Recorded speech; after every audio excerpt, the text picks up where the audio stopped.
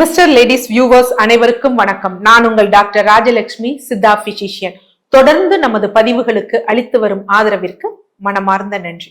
So இந்த பதிவுல நம்ம எதை பற்றி பார்க்க போறோம்னா, நரம்புகளை பலப்படுத்தக்கூடிய உணவு மூலிகை. இது ரெண்டுமே நம்ம இந்த பதிவுல பார்க்க போறோம். நம்ம என்ன நினைச்சிட்டு இருக்கோம் அப்படின்னு பாத்தீங்கன்னா, நரம்புகள் அப்படின்னோடனே ஏதோ இந்த வெளியில தெரிகிறது இல்ல இழுத்து பிடிக்கிறது அந்த அளவுக்கு தான் நரம்புகள் முக்கியம் அப்படின்னு. ஸோ நரம்புகளின் செய்கை பல. யூஸ்வலா என்ன அப்படின்னு பாத்தீங்கன்னா, நரம்புகளோட அதோட அல்ட்ராசெல் அப்படின்னு சொல்லுவாங்க. அதை என்ன சொல்லுவாங்க அப்படின்னு பாத்தீங்கன்னா, நியூரான் அப்படின்னு சொல்லுவாங்க. யூஸ்வலா ஒரு நியூரான் ஆனது கம்ப்ளீட்டா அழிஞ்சு போச்சு, டேமேஜ் ஆயிடுச்சுன்னா அது திருப்பி புதுப்பிக்க முடியாது. இப்ப யூஸ்வலா நம்ம ஸ்கின் செல்கள் டேமேஜ் ஆயிடுச்சுன்னு வச்சுக்கோங்களேன், நம்ம புதுப்பிக்கலாம். கல்லீரல் செல்கள் டேமேஜ் ஆச்சுன்னு வச்சுக்கோங்களேன், நம்ம புதுப்பிக்கலாம். ஆனா இது டேமேஜ் ஆச்சுன்னா, அழிஞ்சு போச்சுன்னா அழிந்து போனதுதான். சோ அதை நம்ம புதுப்பிக்க முடியாது. அதனால அதை நம்ம ரொம்ப கேர்ஃபுல்லா பாத்துக்கணும். அதே மாதிரி நமக்கு நரம்புனா நம்ம என்ன நினைச்சிட்டு இருக்கோம், வயசான பிறகுதான் நரம்பு பிரச்சனைகள் வரும், ஏதோ இழுக்கிறது. அதான். அதையும் தாண்டி அதோட ஃபங்க்ஷன்ஸ் எல்லாம் என்ன அப்படின்னு பாத்துடலாம். அப்பதான் நமக்கு தெரியும் நமக்கு நரம்பு சம்பந்தப்பட்ட பிரச்சனை நமக்கு இருக்கா இல்லையா அப்படிங்கிறது. சோ முதல் விஷயம் என்ன அப்படின்னா, நரம்புங்கிறது ஏதோ வெளி மட்டும் கிடையாது. நம்ம உடம்பில் உள்ள உறுப்புகள் சீராக செயல்படுவதற்கு நரம்புகள் ரொம்ப முக்கியம். அதாவது நம்ம நுரையீரல் நல்லா சுவாசிக்கணும், காற்றை உள்ள இழுத்து தேவையில்லாத காற்றை வெளியே விடணும்னா நரம்புகள் தேவை. இருதயம் ஆரோக்கியமாக துடிக்கணும்னா நரம்புகள் தேவை. இதை விட ரொம்ப முக்கியம் அப்படின்னா, நமது வயிறு இருக்கு பாத்தீங்களா, வயிறுல நம்ம செரிமானத்துக்கு தேவையான ஆசிட் சுரக்கணும் அப்படின்னா கூட நரம்புகள் ரொம்ப முக்கியம். எப்படி டாக்டர் அப்படின்னு சொல்றீங்கன்னா, சோ பொதுவா நம்ம எல்லாரும் நரம்புனா நம்ம சொல்லக்கூடிய சர்க்கரை நோயாளிகளுக்கே வருவோம். சர்க்கரை நோயாளிகள் சொல்லுவாங்க சில பேர், எனக்கு சாப்பிட்டா வயிறு உப்புசமா இருக்குது, செரிமானமாக மாட்டேங்குது, இந்த மாதிரி வயிறு சம்பந்தப்பட்ட பிரச்சனைகள்லாம் நிறைய சொல்லுவாங்க. ஆக்சுவலா அவங்களுக்கு பாத்தீங்கன்னா கேஸ்ட்ரோபாரசிஸ்னு ஒரு கண்டிஷன் இருக்கும். நிறைய பேருக்கு நமக்கு தெரியவே தெரியாது.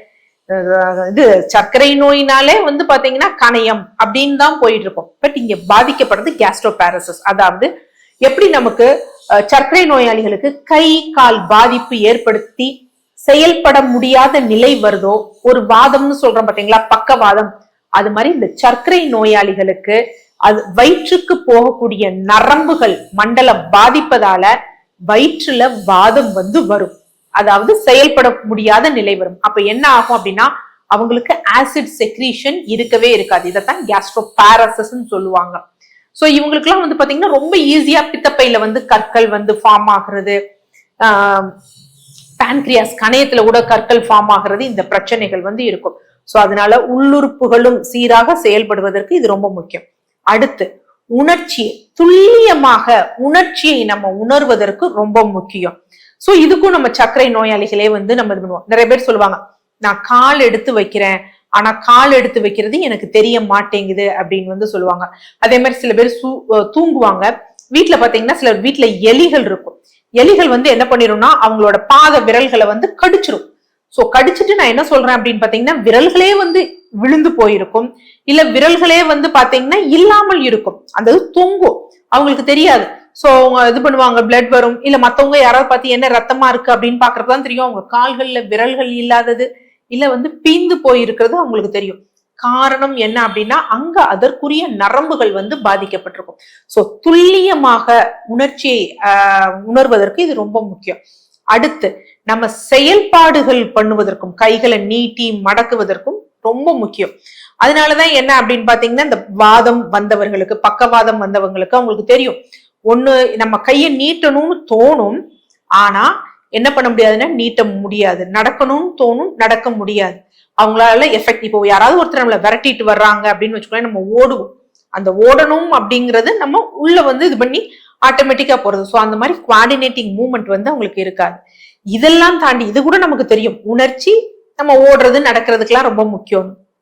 யூஸ்வலா நம்ம உடம்புல ஏதாவது ஒரு பிரச்சனை வந்திருக்கு, ஒரு புண்ணே ஏற்பட்டிருக்குன்னு வச்சுக்கோங்களேன், அத ரிப்பேர் பண்ணி ஹீல் பண்ணணும் அப்படின்னு வச்சுக்கோங்களேன், நரம்புகள் ரொம்ப முக்கியம்.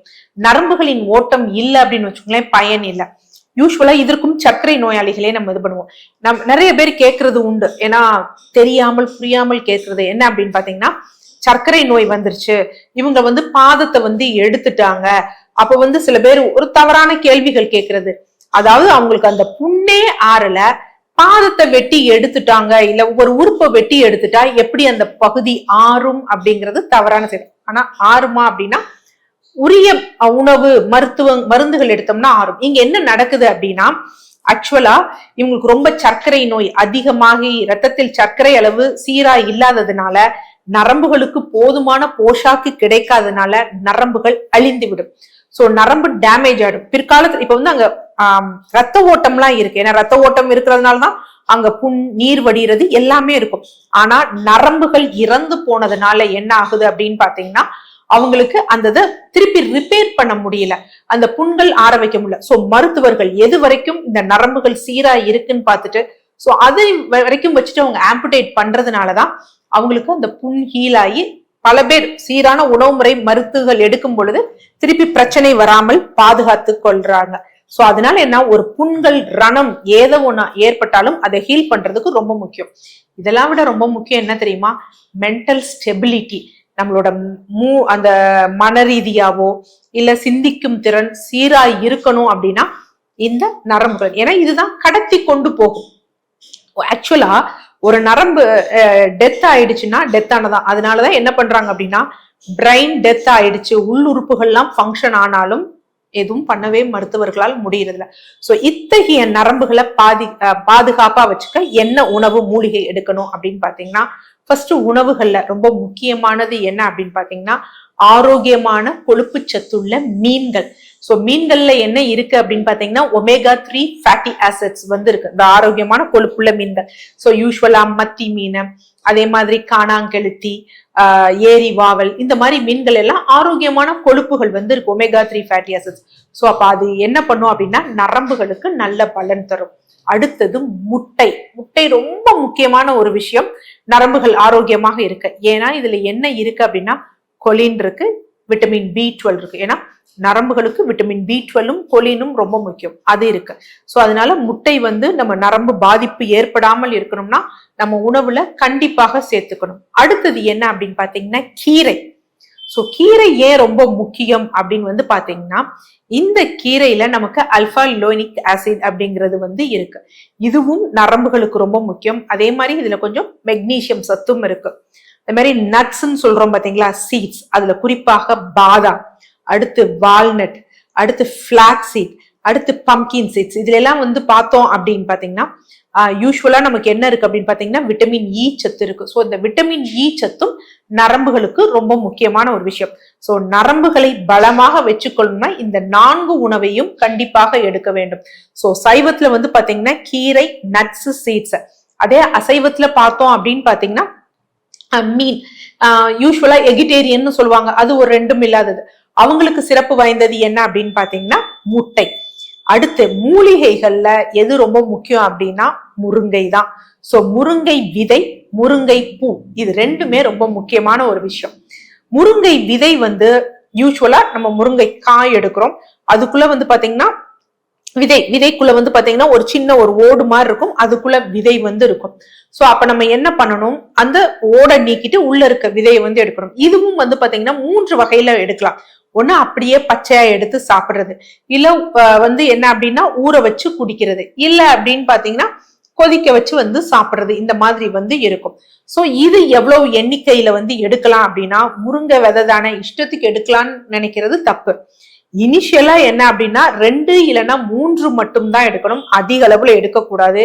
என்ன காரணம் அப்படின்னா இது ஒரு மாதிரி குமட்டல், சில பேருக்கு வயிறு உப்புசம், வாந்தி, குடல் நகர்வு அதிகமாக இருக்கும் போன்ற தன்மைகள் எல்லாம் வந்து ஏற்படுத்தும். சோ இந்த முருங்கை விதை வந்து கண்டிப்பா வந்து எடுக்கணும் நரம்பு. சோ நார்மலா வந்து இது டெய்லியுமே நம்ம என்ன எடுக்கலாம் அப்படின்னு பாத்தீங்கன்னா இரவு முழுவதும் ஊற வச்சு எடுக்கலாம். பட் ஊற வச்சு எடுக்கும் பொழுது சிறு கசப்பா இருக்கும். உங்களுக்கு சீசனா இருந்தது அப்படின்னா நம்ம ஃப்ரெஷ்ஷா எடுத்துக்கிட்டோம்னா நல்ல பலன் தரும். அடுத்து 2வது என்ன அப்படின்னு பாத்தீங்கன்னா முருங்கை பூ. சோ முருங்கை பூ எப்படி எடுக்கணும் அப்படின்னு பாத்தீங்கன்னா, முருங்கை பூவை வந்து நம்ம எடுத்துட்டு நல்லா ஃபைன் பேஸ்டா வந்து அரைச்சு வச்சுக்கணும்.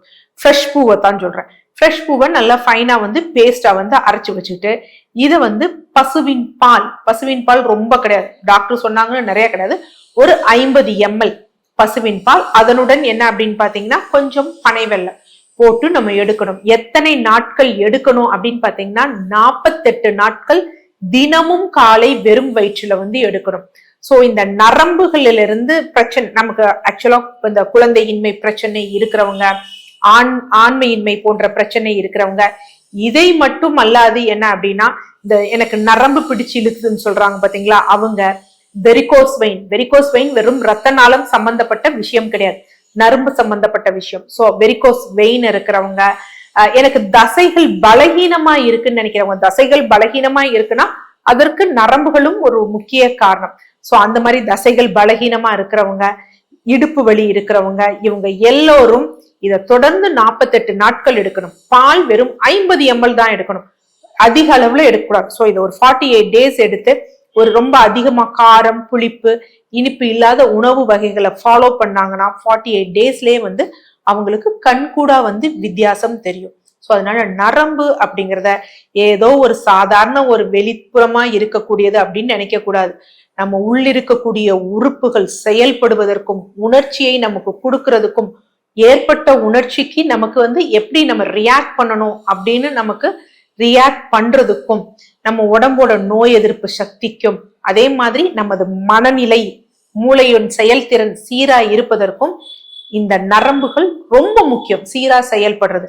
அதை நம்ம இழந்துட்டோம் அப்படின்னா இழந்ததுதான்.